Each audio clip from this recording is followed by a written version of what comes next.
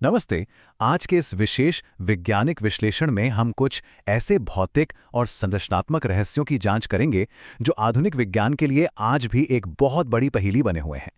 एक शोधकर्ता के नजरिए से हमारा उद्देश्य यहाँ किसी मान्यता या अंधविश्वास को बढ़ावा देना बिल्कुल नहीं है, बल्कि एक बेहद सख्त और निष्पक्ष वैज्ञानिक दृष्टिकोण से इन प्राचीन साइटों का विश्लेषण करना है। तो चलिए इस दिलचस्प विषय की गहराई में चलते हैं।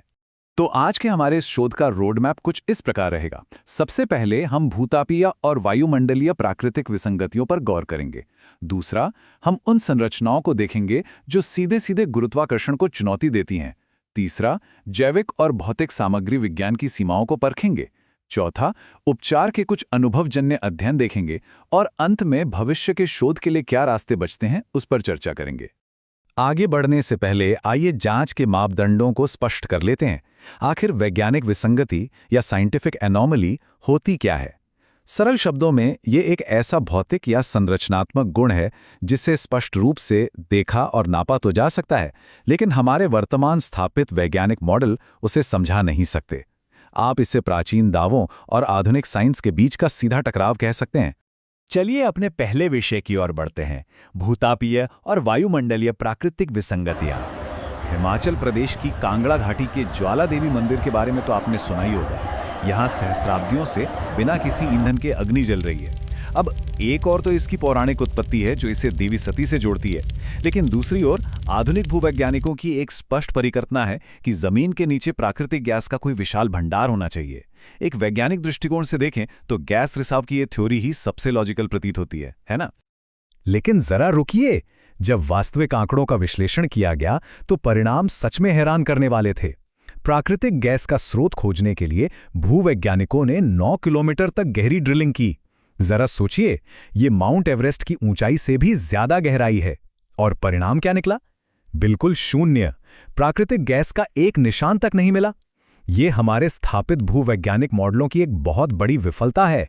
भूविज्ञान से थोड़ा परे हटकर अब उड़ीसा के जगन्नाथ मंदिर की बात करते हैं, जो वायुमंडलीय और भौतिक नियमों को सीधे चुनौती देता है। बुनियादी एरोडायनेमिक्स के बिल्कुल विपरीत यहाँ मंदिर का झंडा हवा की विपरीत दिशा में लहराता है। ध्वनि विज्ञान यानी एकॉस्टिक्स के सिद्धांतों को धत्ता बताते हुए मुख्य द्वार के अंदर कदम रखते ही समुद्र की तेज आवाज तुरंत ब्लॉक हो जाती है। शिखर की परछाई का न बनना और ठीक मंदिर के ऊपर एक नो फ्लाई जोन होना, ये कुछ ऐसे भौतिक अवलोकन हैं जिनका आज तक कोई वैज्ञानिक स्पष्टीकरण मौजूद नहीं है। अब हम आगे बढ़ते हैं हमारी दूसरी कैटेगरी पे, ऐसी संरचनात्मक विसंगतियां जो गुरुत्वाकर्षण यानी ग्रेविटी को ही चुनौती देती हैं। यहाँ आपके सामने एक बहुत ही सीधा लेकिन विश्लेषणात्मक प्रश्न है।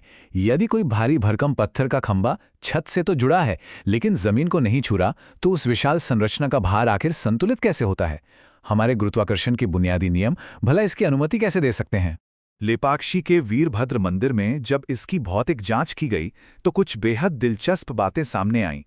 वहां कुल 72 खंभे हैं, जिनमें से एक विशिष्ट खंभा जमीन से स्पष्ट रूप से उठा हुआ है।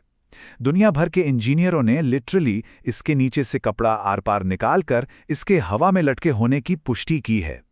सबसे बड़ी विसंगति ये है कि हमारी आज की एडवांस्ड इंजीनियरिंग भी इस लोड डिस्ट्रीब्यूशन मॉडल को डिकोड नहीं कर पाई है। निर्माण विधियों का यह सीधा टकराव भी उतना ही पेचीदा है। एक तरफ हमारा पारंपरिक निर्माण तरीका है, पहले नींव डालना और फिर ईंट दर ईंट संरचना खड़ी करना, यानी बॉटम अप अप्रोच। लेकिन दूसरी तरफ एलोरा का कैलाश मंदिर है। ये दुनिया का एकमात्र ऐसा मंदिर है जिसे नीचे से ऊपर नहीं, बल्कि एक ही विशाल चट्टान को ऊपर से नीचे की ओर तराश कर बनाया गया है। ये सिर्फ कोई कला का नमूना नहीं है, बल्कि सिविल इंजीनियरिंग की एक बहुत ही स्पष्ट विसंगति है।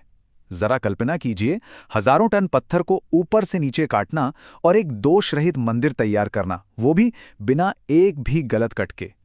ऐतिहासिक रिकॉर्ड में किसी भी तरह की भारी मशीनरी का कोई जिक्र ना होना इस बात को और भी जटिल बना देता है कि आखिर सहस्राब्दियों पहले ये इंजीनियरिंग संभव कैसे हुई। चलिए अब आते हैं हमारे तीसरे विषय पर, जैविक और भौतिक विसंगतियां और हमारे मटेरियल साइंस की सीमाएं। तेलंगाना के लक्ष्मी नरसिम्हा मंदिर के पुजारियों का एक बयान विज्ञान के लिए बहुत बड़ी चुनौती पेश करता है। उनका कहना है कि मूर्ति के पास जाने पर ऐसा महसूस होता है जैसे वो सांस ले रही हो। पहली नज़र में सुनने पर यह एक कोरी अतिशयोक्ति लग सकती है, लेकिन जब भौतिक परीक्षणों का डेटा सामने आता है तो ये दावा एक बेहद जटिल रूप ले लेता है। दरअसल ये 4000 साल पुरानी पत्थर की मूर्ति भौतिक विज्ञान के कई नियमों को तोड़ती है। ये पत्थर इंसानी त्वचा की तरह नरम है। परीक्षण के दौरान देखा गया कि यदि मूर्ति पर एक फूल रखकर दबाया जाए तो वो पत्थर के अंदर धंस जाता है, और तो और सख्त दबाव डालने पर एक खून जैसा तरल निकलता है और नाभि से लगातार एक अज्ञात तरल का रिसाव दर्ज किया गया है। अब सवाल ये है कि क्या कोई प्राचीन तकनीक पत्थर के मॉलिक्यूलर स्ट्रक्चर को इतना बदल सकती है कि वह जैविक गुणों की नकल करने लगे? विज्ञान के पास फिलहाल इसका कोई उत्तर नहीं है। आगे बढ़ते हैं हमारे चौथे खंड की तरफ, मनोरोग विज्ञान और उपचार का अनुभवजन्य यानी एम्पिरिकल अध्ययन।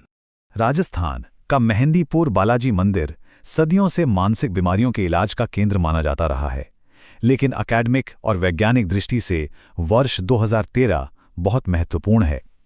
इसी साल एम्स, दिल्ली विश्वविद्यालय और जर्मनी व नीदरलैंड के विदेशी मनोचिकित्सकों की एक पूरी अंतर्राष्ट्रीय टीम ने इस साइट का एक बेहद कठोर नैदानिक यानी क्लिनिकल मूल्यांकन शुरू किया था।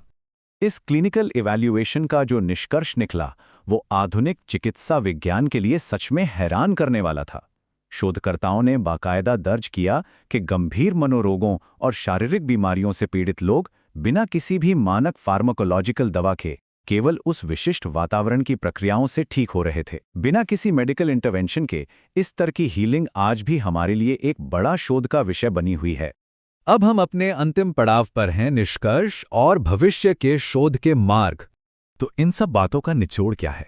संक्षेप में कहें तो हमारी आज की स्थापित वैज्ञानिक सीमाएं इन प्राचीन घटनाओं को डिकोड करने में पूरी तरह से असमर्थ रही हैं।